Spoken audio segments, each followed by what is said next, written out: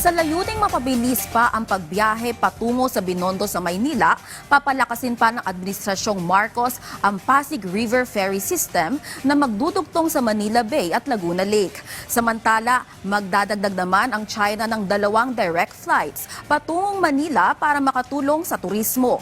Yan ang ulat ni Denise Osorio. Mas pinaiigting ang pagbibigay buhay sa Binondo sa paglulunsad ng Phase 2 ng Chinatown Revitalization Project.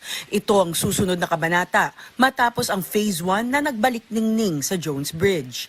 Iginit ni Pangulong Ferdinand R. Marcos Jr. na habang pine-preserve ang heritage, mas pinalalakas ang Binondo bilang sentro ng shared history, cultural exchange at commerce sa loob ng mahigit 4 na siglo.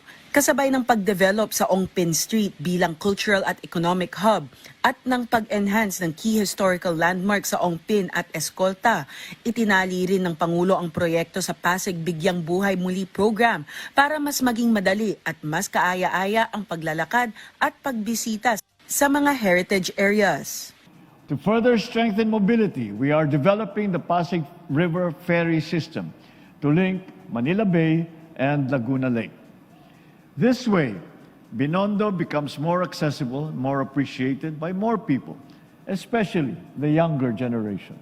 Binigyang diin naman ng Embahada ng China ang pagpapalakas ng people-to-people exchanges, kasabay ng kanyang anunsyo ng dagdag na flights na inaasahang makakatulong sa turismo ng Pilipinas. China has decided that we will open the direct flights between Fujian and Cebu. On March 29th, that will be the first flight. Since then, each week, 2 flights. And if there are more tourists coming, then we will increase more. Dagdag ni Jing, madadagdagan rin ng 2 pang Manila-Fujian direct flights dahil dumarami na muli ang mga Chinese nationals na bumibisita ng Maynila.